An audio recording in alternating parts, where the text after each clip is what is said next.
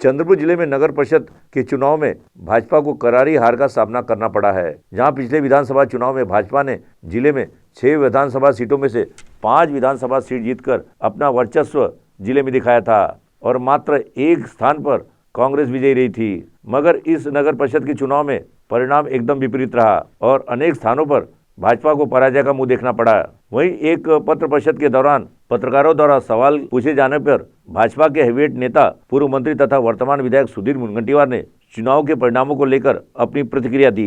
सांगितलं की तुम्ही जो विकास केला त्यापेक्षा जास्त विकास तुमच्या विरोधी लोक करू शकतील।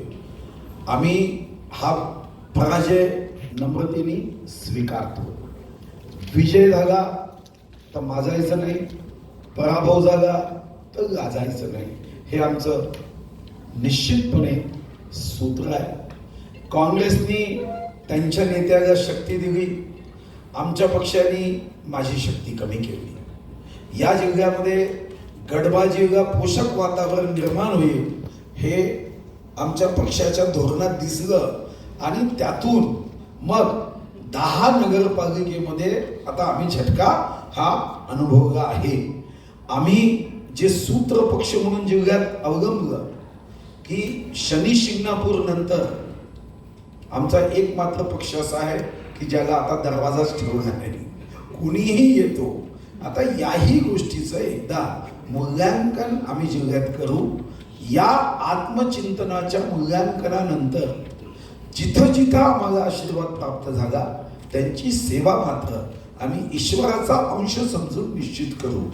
ज्या प्रभागात आमचे लोक निवडून आले त्या प्रभागाला निश्चितपणे चमकू, कारण त्या प्रभागाच्या मतदारांनी विकासाचा कौल दिला।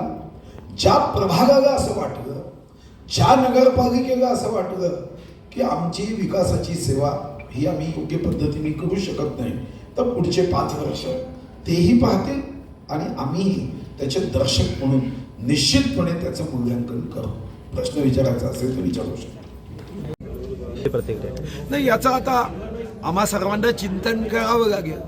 काँग्रेसनी वडेट्टीवार साहेबांना महाराष्ट्राचा नेता केलं आणि दुसरीकडे चंद्रपूर, गडचिरोली, भंडारा, गोंदियाला एकही मंत्रिपद म्हणजे मला तर दिलंच नाही, पण कोणालाही मंत्रिपद दिलेलं नाही।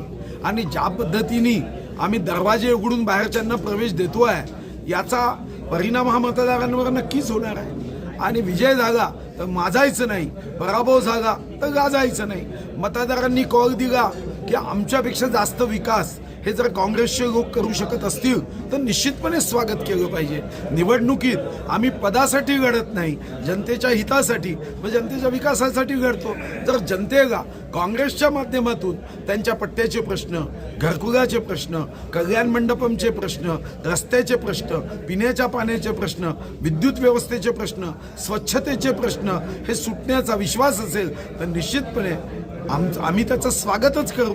आणि मतदारांचं कल्याण जिथं आहे त्याला आमचा पाठिंबा आहे की आता त्यांनी काँग्रेसचे लोक त्यांचं उत्तम काम करत असल्याने त्यांच्या इच्छा पूर्ण होत असतील तर त्याच्या आड आम्ही विजयाचा हट्ट आम्ही कधीच धरणार। वैभव यारकर की रिपोर्ट।